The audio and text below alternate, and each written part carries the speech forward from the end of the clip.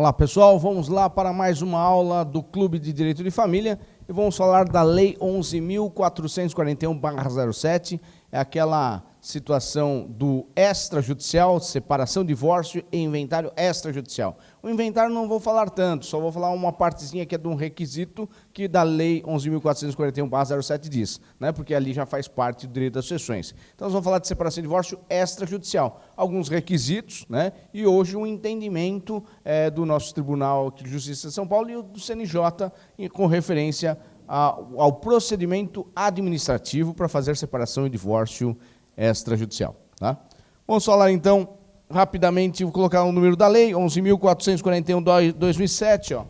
Lei número 11.441/07, uma lei que acabou fazendo com que facilitasse, né, as coisas para divorciar e para separar, para fazer também inventário. Tá? Facilitou porque não seria no meio judicial, mas seria extrajudicial, portanto, uma forma mais rápida, mais célere para conseguir uma separação e o divórcio e também inventário, que nós podíamos fazer com mais rapidez. Tá? A gente sabe que hoje o trâmite judicial é mais complicado, demoram-se muito, né? Apesar que eu falo que separação e divórcio não adiantou tanto, porque, na verdade, separação e divórcio for consensual, nós fazíamos sempre no mesmo dia. Você distribuía a ação entre 12 e 15 horas, normalmente aqui em São Paulo é dessa forma, e o juiz encaixava na pauta do dia para fazer esta audiência de conciliação e homologava a separação e divórcio quando ela era consensual.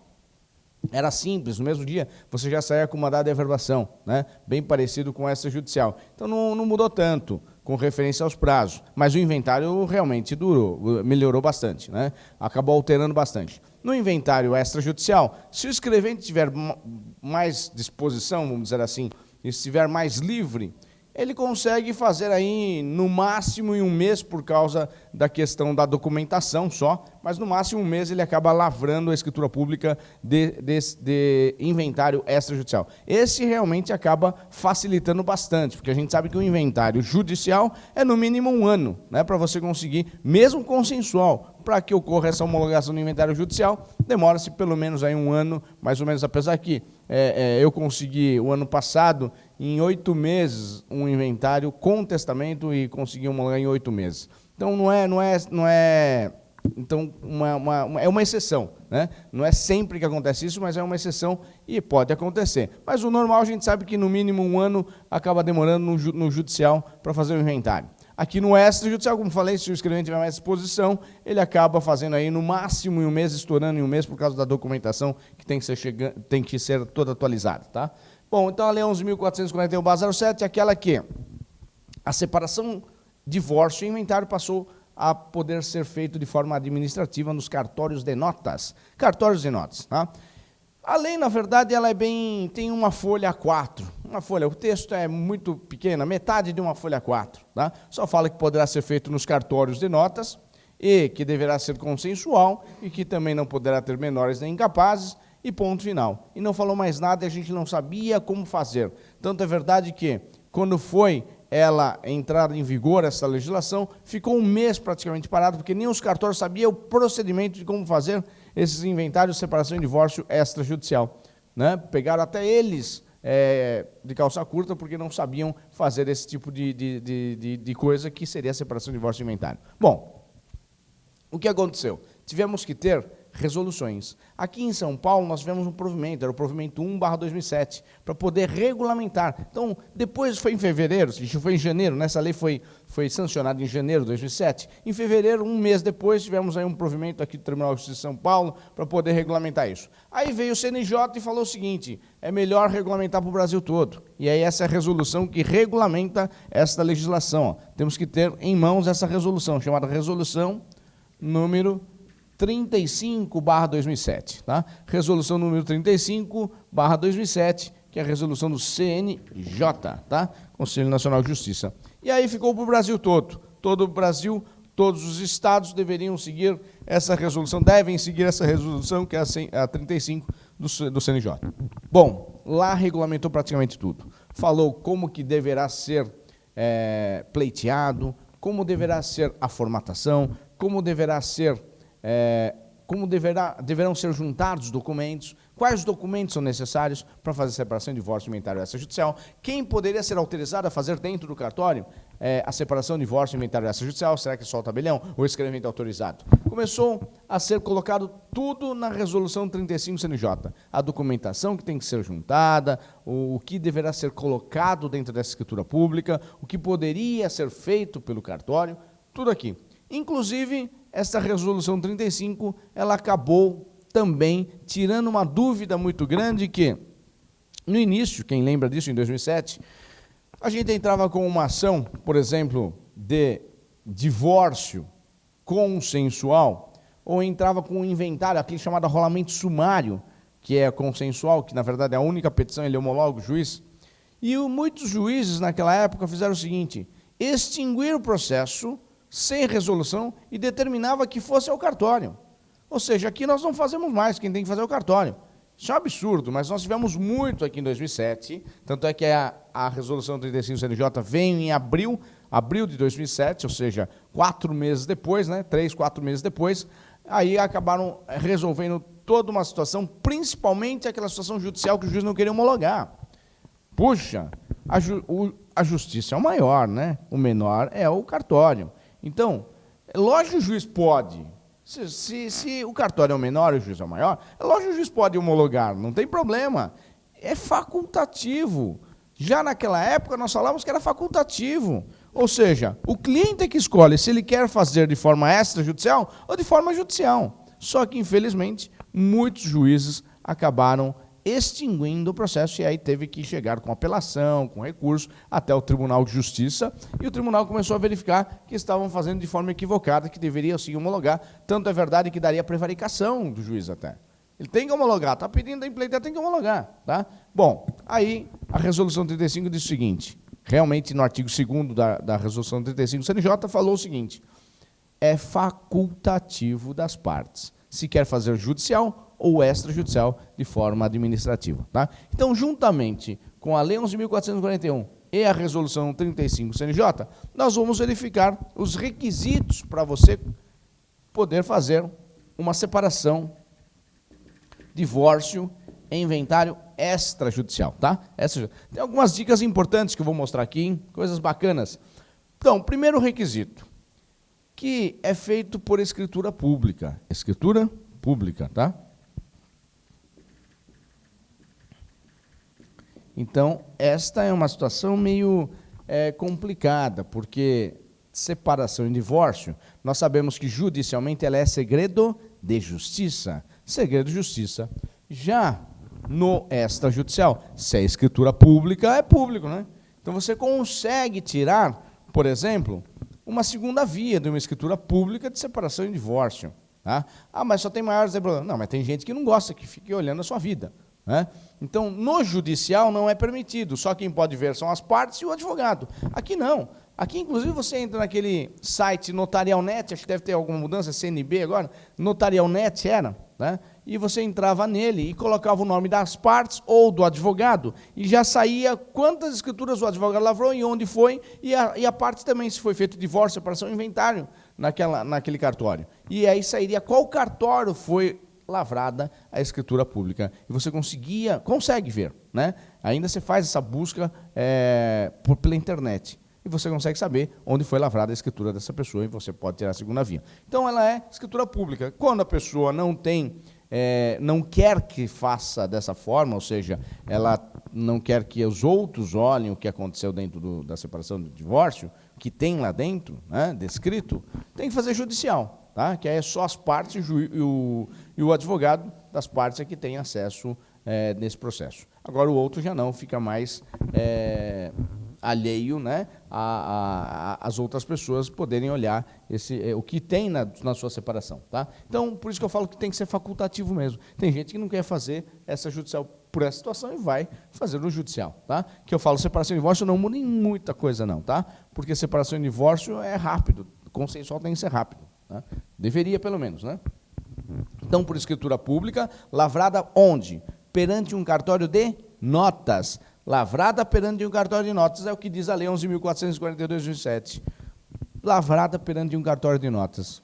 E aí todo mundo começou a perguntar, mas qual cartório de notas competente? Qual cartório de notas competente para lavrar a escritura de separação e divórcio ou inventário extrajudicial? Bom, nós sabemos que no judicial a separação e divórcio litigioso atualmente é no domicílio da mulher, artigo 100, inciso 1 do CPC, que no novo CPC alterou isso, né? Lógico, também nós não podemos mais falar em homem e mulher, né? Porque temos pessoas homossexuais que casaram, homem, mulher, mulher casaram. Então, como vai ser o domicílio no litigioso? Fica complicada essa questão, tá? Então, no novo CPC acaba tirando, mas hoje seria o domicílio da mulher. E no consensual? No consensual seria o domicílio de qualquer das partes. Eu sempre falava assim, mais perto do escritório do advogado, né? Então, você verificava qual que era o foro mais perto do escritório e pegava o dos dois lá, qual que era o mais próximo, e entraria no do marido ou da mulher, tanto faz. Quando era consensual, qualquer um dos dois. Tanto é verdade que é recebido mediante um endereço, né? Ou seja, tem que ter um comprovante de endereço. É recebido mediante uma conta de água, conta de luz, conta de telefone. Tem que ter um comprovante de endereço no judicial, para você demonstrar onde é o domicílio das partes, tá? Mas seria o domicílio das partes. No extrajudicial, qual que é? O cartório do domicílio das partes? E agora? Aqui no extrajudicial, em qualquer cartório, em todo o território nacional. Qualquer cartório em todo o território nacional. Olha só, eu posso separar na lua de mel já. Ou seja, não deu certo, né? Está na lua de mel lá em Fernando Noronha, né? Portanto, faz lá no cartório em Fernando Noronha, já faz a separação e divórcio e pronto, e assina os dois, ponto final, tá? Já está separado ou divorciado naquele dia já. Pronto. Hoje não precisa ficar esperando tudo isso, né? Nós sabemos que a emenda constitucional 66, que nós vimos na semana passada, não tem prazo, mas para discutir o divórcio também. Então, poderia fazer na lua de mel mesmo, tá? Então, hoje ficou muito mais simples fazer a separação e divórcio, em razão disso. Mas qual a vantagem, né? Aí que eu falo que é importante esta aula, né? A aula que a gente dá, que a gente leciona, não é aquela aula somente teórica, mas a questão prática, é aquele pulo do gato, aquele que o advogado quer saber, que demoraria às vezes 10 anos para conseguir saber, né? Conseguir atingir esse conhecimento prático. Para que serve, então? Por que é melhor? Olha, uma dica importante é que as custas aqui em São Paulo, no cartório de notas, é muito mais caro, né? Todos nós sabemos que as custas aqui em São Paulo é muito maior. Por exemplo, uma procuração pública aqui em São Paulo custa R$150, já está mais, falaram, R$180, vai. R$150 que seja. Em Minas Gerais custa R$30. É muito menor, se você verificar em porcentagem, é muito mais. Quantos? 500% a mais, pô? Né? Isso que acontece mesmo. E é importante, porque às vezes tem patrimônio. Quando tem patrimônio, a separação e o divórcio extrajudicial passa a ser em cima do patrimônio. Não estou falando em imposto, hein? Que imposto é outra situação. Imposto sempre é da localidade do bem, tá? Estou falando em custas. As custas, por exemplo, custas processuais. Se não tiver patrimônio processuais no judicial, 5 FESP. Se não tem patrimônio, uma separação e divórcio que não tenha patrimônio, 5 FESPs. Que daí em torno, hoje está R$21 aqui, 21 e pouquinho, vamos arredondar, vai dar lá em torno de 100 e pouquinhos reais, R$102, né? Agora, se for extrajudicial, custa no mínimo R$250. No extrajudicial, quando não tem patrimônio, R$250 aqui em São Paulo. Então, seria vantajoso, olhando desse lado, vantajoso fazer o judicial. Que sai 100 e pouco, aqui 250, tá? Quando tem patrimônio, aí é mais. Então, você tem que observar quanto de patrimônio e fazer orçamento, né? Nós sabemos que as custas aqui em São Paulo, quando tem patrimônio na separação e divórcio, segue a Lei 11.608/03. A lei de custas, essa daqui, ó, estadual. Lei número 11.608/03. Lei estadual, tá? Aqui em São Paulo. E ela segue uma faixa, né? Até 50 mil, 5 FESPs. De 50 mil e 1 a 500 mil, 100 o FESPs. Então, passou R$1, coitado. Eu não estou dizendo a proporção, mas o coitado passou R$1, ó, de 0 até R$50, R$50 mil, recolho 5 FESPs. Desculpa, 10 o FESPs, 10 o FESPs. Quando não tem patrimônio, que é 5 FESPs. Patrimônio até 50 mil FESPs, 50 mil reais, recolho 10 o FESPs. De 50 mil e 1 a 500 mil, recolho 100 o FESPs. 10 vezes mais, lógico, quem tem 50 mil e quem tem 500 mil tem 10 vezes mais também. Então recolhe 10 vezes mais. Mas quem passou R$1, 50.001 já paga 100 UFESPs. É assim a lei de custas aqui em São Paulo. Né? De 500.001 a 2 milhões, passa a recolher 300 UFESPs. 300 UFESPs. Tá? De 2 milhões e 1 a 5 milhões, recolho 1.000 UFESPs. 1.000 UFESPs. De 5 milhões em diante, recolho 3.000 UFESPs, que é o teto. Tá? Acima de 5 milhões, recolho 3.000 UFESPs, que é o teto. Aí você vai ter que pegar, comparar esta lei 11.608/03 com a de escritura pública. Você vai até o cartório de notas e vê quanto que sai. Ah, o meu patrimônio é de 500 mil, meu patrimônio é de 1 milhão. Vai ver quanto vai ser as custas lá e olha com a tabela daqui, do judicial. Tá? O judicial eu passo para vocês. Ah, do extra, vocês têm que olhar porque eu estou falando a questão até de dica para vocês, que os estados têm custas diferentes, tá? Então, vou mostrar aqui daqui a pouquinho. Ó. É rapidinho, vou mostrar aqui essa parte, vai. A Lei 11.608 fala o seguinte, ó. Bens até 50 mil, e é ela, hein? Separação e divórcio quando tem patrimônio, não tem jeito, tem que pagar essas custas aqui, ó. Até 50 mil reais, eu recolho 10 UFESPs. 50.001 a 500 mil reais, eu recolho 100 UFESPs, ó. 100 UFESPs. Esse é o problema, tá vendo? Ó, um passou aqui, ó, um passou 100, é 10 vezes mais, vai pagar. E de 500 mil e 1 a 2 milhões, eu recolho 300 UFESPs. De 2 milhões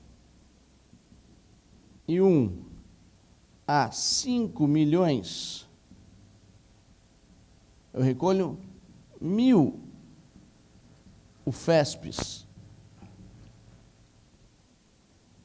Acima de 5 milhões, né? Acima já de 5 milhões, recolho 3.000 UFESPs, e aí é o teto, tá? É o teto.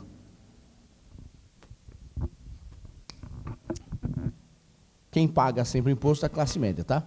Pobre não paga nada, sempre vai dar isenção. E o rico também não, né? Porque, por exemplo, quem tem 50 milhões, quem tem 100 milhões de patrimônio vai recolher 3.000. A mesma coisa quem tem 5 milhões. Então, quem tem 100 milhões de patrimônio, ele tem 95 milhões a mais que esse, vai recolher a mesma coisa, 3.000 UFESPs. É o teto máximo, né? Diferente de como era a lei nossa antes de 2003. A nossa lei estadual de custos era 1% do valor. Era 1%. Hoje não, ficou essa faixa aqui ridícula, né? Que está hoje vigorando já há muito tempo, já está 2003, 12 anos vigorando essa legislação. Tá? E na separação e divórcio é dessa forma. No extrajudicial vai depender do cartório. Se for em São Paulo, eu falei, as custas são altas aqui. Mas em Minas é muito mais. Uma procuração pública aqui custa 150, em torno de 150, e lá em Minas custa 30. Então você poderia lavrar a separação e divórcio fora de São Paulo, não tem problema. Tá? Não tem problema fazer isso. E as custas seriam muito menor. Principalmente em Minas Gerais, Mato Grosso, né? Dependendo do estado, não é igual ao São Paulo. Ou até mais caro muitas vezes. Rio de Janeiro, bem mais caro também. É quase igual ao São Paulo. Tá? O preço já é alto. Então, fazendo às vezes em Minas Gerais, sairia muito mais em conta. Não estou falando em imposto, estou falando em custas. Tá? Custas é bem menor. Então, patrimônio de 50 milhões, às vezes sairia muito mais em conta fazer no extrajudicial do que o judicial. A gente tem que observar, né? Sempre tem que observar essa tabela aqui, tá? Eu acho que acima de 5 milhões já começa a sair perdendo ali sai perdendo. Aqui é melhor fazer judicial, acima de 5 milhões, porque tem o teto máximo de 3.000 UFESPs, tá? Aqui a gente tem outro tipo de tabela e depende de cada cartório. Então é bom fazer orçamento, às vezes você economiza bem, né? O dinheiro do seu cliente. Eu falo, se economizar bem o dinheiro do seu cliente, ele vai te pagar mais também, né? Por causa disso. Bom, então a escritura pública, feita por escritura pública em qualquer cartório de notas em todo o território nacional. Por isso que eu falo que pode ser fora de São Paulo, pode ser feito em outro estado que é mais em conta. Tá? Mais uma coisa, se eu falei que é por escritura pública, tem que ser consensual. Então, o segundo requisito é que é consensual. Consensual. Se for litigioso, já não consigo aplicar o extrajudicial, lógico, né? Isso aqui é um contrato. Se a escritura pública é feita através de um contrato público, tá? Então, consensual. O que mais? Não poderão ter filhos menores ou incapazes. Então, sem menores ou incapazes. Não poderão ter filhos menores ou incapazes. Portanto, você só vai poder fazer uma separação, um divórcio extrajudicial se não tiver filhos menores. Se tiver filho menor, o casal, já não dá para fazer extrajudicial, tem que fazer judicial. Se tiver um incapaz, também não, tem que fazer o judicial e não o extrajudicial. Agora, uma coisa importante, o provimento 40/2012 da Corregedoria Geral de Justiça, ó, provimento 40, vou colocar aqui, ó. Provimento 40/2012 da Corregedoria Geral de Justiça de São Paulo, tá? Provimento 40/2012,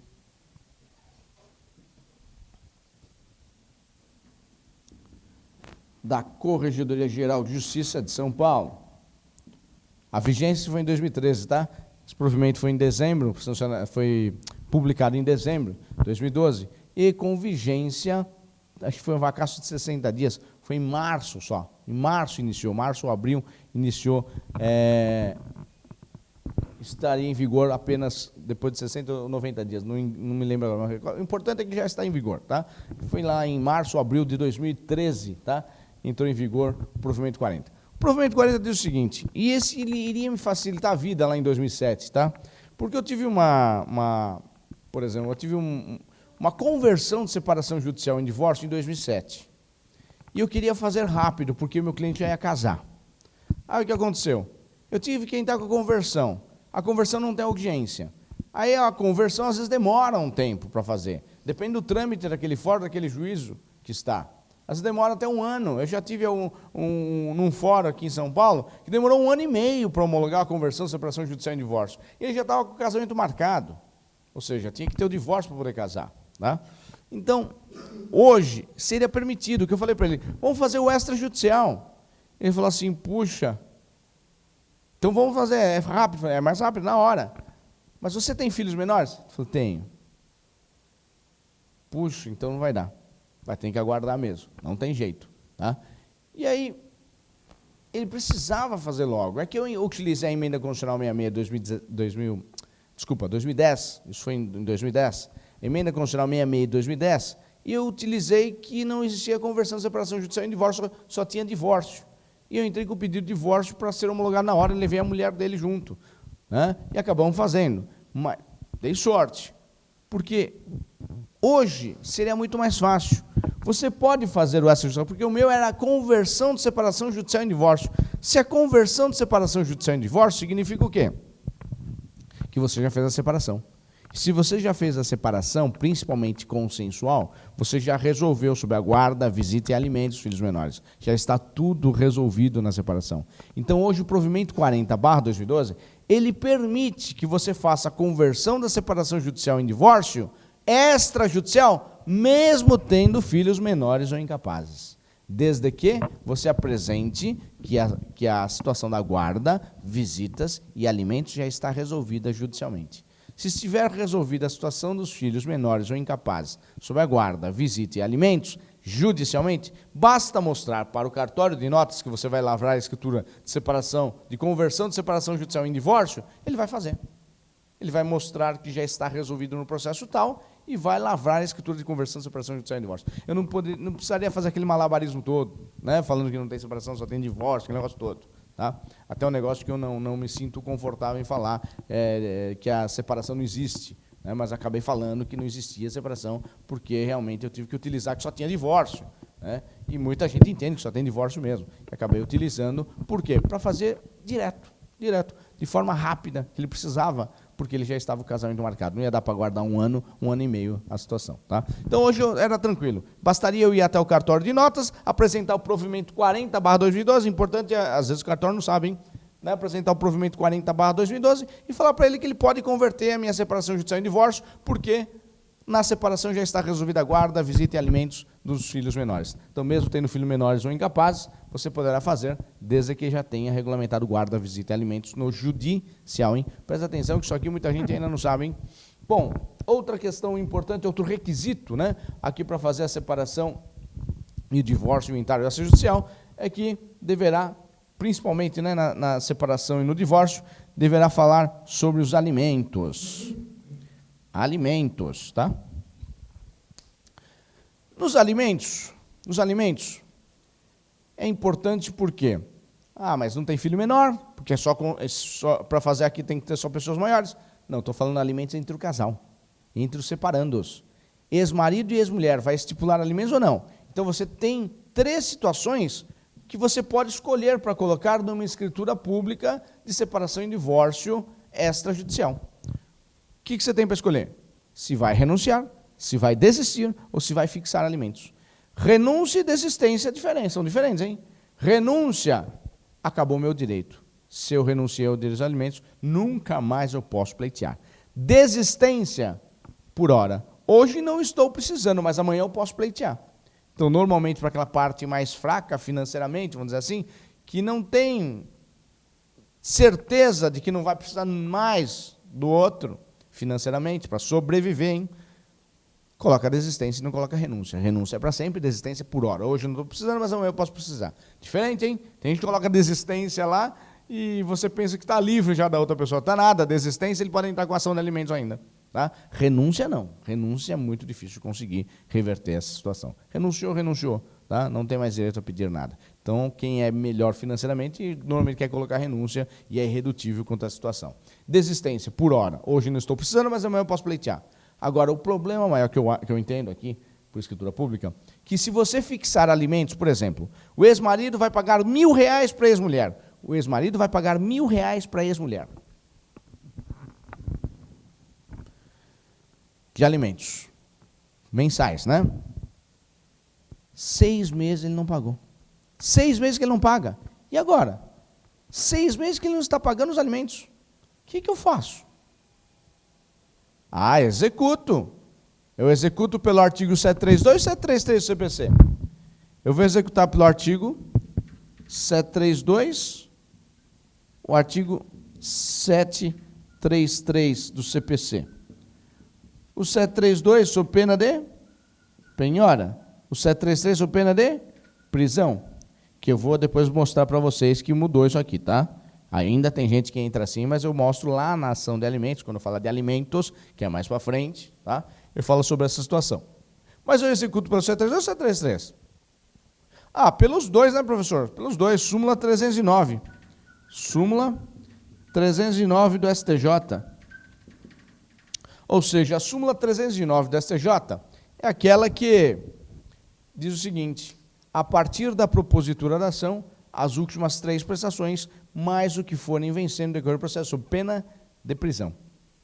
Então, a súmula 309, ele delimita um tempo, um prazo, algumas prestações, número de prestações, são 3. A hora que eu entrei com a ação, se são 6 que ele está no débito, 6 de débito, eu entro com a ação, 3 últimas eu posso cobrar, mais o que forem vencendo no decorrer do processo, sob pena de prisão, se ele não pagar. Vai preso. Os outros 3, que são 6, né? Eu falei 6 prestações, as outras 3 prestações que estão devendo, eu não posso executar pelo 733, mas sim pelo 732, sob pena de penhora. Faço isso, né? Olha só com cuidado.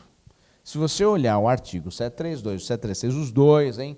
Se vocês leiam os artigos 732 e 733. Se vocês lerem, vocês vão ver que os 2 artigos dizem o seguinte: na execução de sentença ou decisão,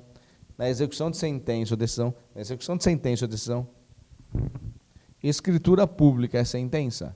Escritura pública é decisão? Não, é escritura pública. Então, alguns entendem que é um título extrajudicial. Você vai poder executar sim, mas vai executar sobre a situação extrajudicial, sobre título extrajudicial. É uma execução de título extrajudicial. É aquela que você pode ofertar 30% e pagar em 6 vezes sem juros ainda, não é assim? Que você oferta.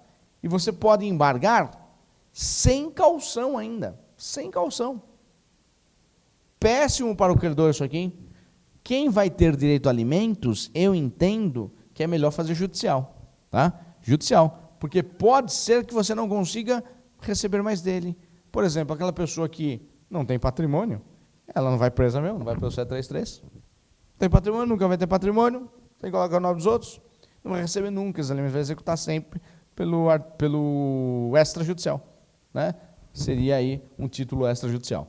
Alguns juízes já ouvi falar, inclusive até em revistas, né, especializadas em direito, falando que não, nós temos que dar prisão sim. Vamos dar prisão, porque a lei veio para desafogar o judiciário. E se nós não dermos prisão, vai afogar de novo o judiciário, porque todo mundo vai começar a fazer judicial e não extrajudicial. Concordo realmente com o juiz. O ano que vem, com o Código novo, Código de Processo Civil novo, 2015, com vigência em março de 2016, já está sanada essa situação, tá? Está sanada a situação.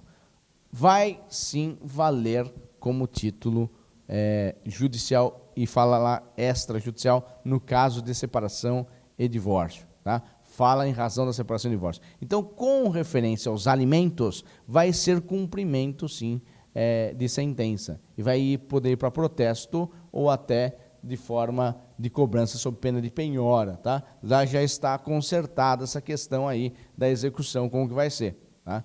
E vai poder dar prisão também, falar da prisão também. Então vai poder executar também título judicial e também extrajudicial nos casos de alimentos, tá? Os alimentos. Já consertaram o novo Código de Processo Civil essa situação. Aí não vai ter problema. Mas esse ano a gente tem ainda, né? Esse ano a gente tem ainda, tá? Até o início de março do ano que vem, nós vamos ter esse problema ainda. Então, está augurado. Eu entendo que, por precaução, melhor fazer judicial, por enquanto, em razão quando tem alimentos. Agora, quando as partes desistem, renunciam, aí tudo bem. Aí faço essa, que não tem problema nenhum, tá? Bom, mais uma situação importante, requisito também, que poderá pedir gratuidade. Poderá ser pedido gratuidade. Ô, professor, gratuidade no extrajudicial? Gratuidade no extrajudicial. Você pode pedir para o tabelião, olha, por favor, o senhor poder me dar gratuidade? Muitos não vão querer dar não, tá? Muitos vão querer, mas a lei fala que sim.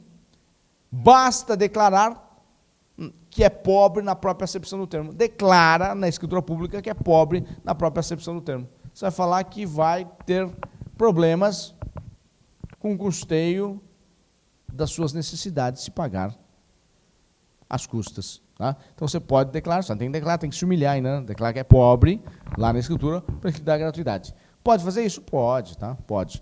Mas infelizmente muitos ficam desconfiados porque alguns também infelizmente faz-se passar por pessoa pobre, não é, tá? Então infelizmente acabam essas pessoas prejudicando as outras que falam a verdade. Por isso que eles acabam desconfiando e pedindo um monte de coisa, né? Eles até faz de tudo para não dar a gratuidade aqui do extrajudicial, tá? Mas como a lei prevê também, o Código de Processo Civil hoje e até o novo, prevê que o defensor público pode fazer, e aquele que é conveniado ao OAB, né? Aquela Defensoria Pública e o OAB, que convênio com a Defensoria Pública, então normalmente já fez a triagem, e aí essa pessoa que está sendo pleiteada por um advogado ou conveniado ao OAB, Defensoria Pública, ou por um defensor público, poderia pedir gratuidade, e aí eles dariam a gratuidade, porque já fizeram a triagem, tá? Então, hoje pode ser feito por defensor público e também por aquele advogado que é conveniado Defensoria Pública ou OAB, tá? Que vai atender os pobres. Mais um requisito que é importante aqui, esse é com referência à questão da sucessão, que eu falei que eu não vou entrar em detalhes, mas só vou falar essa partezinha aqui, que é com questão ao testamento. Se for inventário extrajudicial, não é permitido colocar testamento, ou seja, sem testamento. Não é permitido ter testamento, né? Então, um inventário extrajudicial é sem testamento. Se tiver testamento, não é possível lavrar a escritura pública de inventário extrajudicial. Olha, tivemos uma discussão muito grande, eu já tive num processo que muitos falam assim, se o testamento é público, é feito no cartório de notas, por que, se é consensual e tem um testamento público, mas é consensual, não poderia ser feito no cartório? Eu também falo, realmente, porque não poderia ser? Mas tem que ter lei, né? Tem que ter lei. Eu tive um processo também com um testamento, abertura de inventário com o testamento. Primeiro você tem que registrar e cumprir o testamento. Tá? É uma ação à parte, você entra em apenso não, por dependência a esta ação, né? Você entra com a ação de registro, cumprimento do testamento, depois você entra por dependência a esta vara com a ação de abertura do inventário com o testamento. Tá? Aqui em São Paulo, só o Foro João Mendes é que recebem só o central. Na capital, só o central que recebe quando tem testamento, hein? Se for foro regional, não recebe. Tá? Provimento aqui no Tribunal de Justiça de São Paulo também. Tá? Só o foro central. Muita gente entra lá no foro Tatuapé, no Pinheiro, não existe. Se tiver testamento, tem que ser no foro central. Tá? Não importa onde a pessoa vivia, onde ela era o último domicílio dela, tá? Mas sim tem que ser no central. Bom,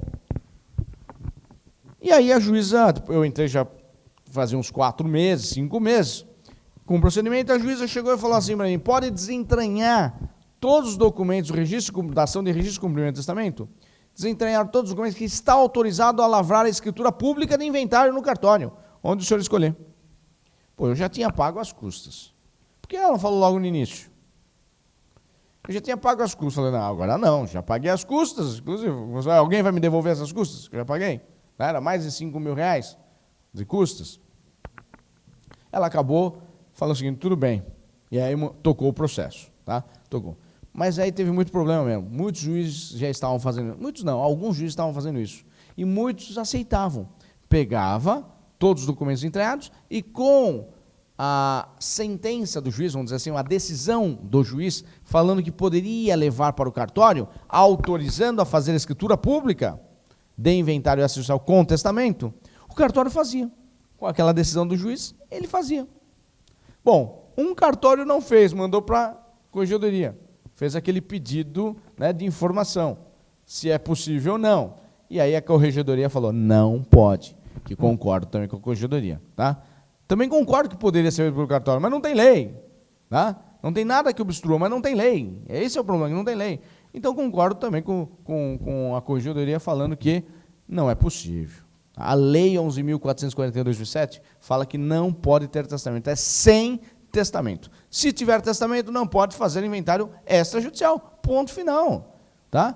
Então, nada contra, porque se tivesse lei, eu falei, tudo bem, mas não tem lei para isso. E aí, realmente, os juízes hoje não fazem mais. Tem que ser judicial, mesmo que seja consensual, tá? Mesmo que seja consensual. Se tem testamento, tem que ser judicial. O provimento 40/2012 também acabou tirando esta dúvida, né? O testamento caducou. Ou seja, quando que o testamento caduca, por exemplo? Eu deixei um imóvel X para A. Só que antes de eu morrer, eu vendi o imóvel X. Eu vendi. Eu fiz um testamento deixando o imóvel X para A. Mas quando antes de eu morrer, eu vendi o imóvel X. Mas quando faz testamento e coloca o imóvel, não pode vender. Lógico que pode. O testamento só vale depois da morte. Tá? Você faz em vida para valer depois da morte.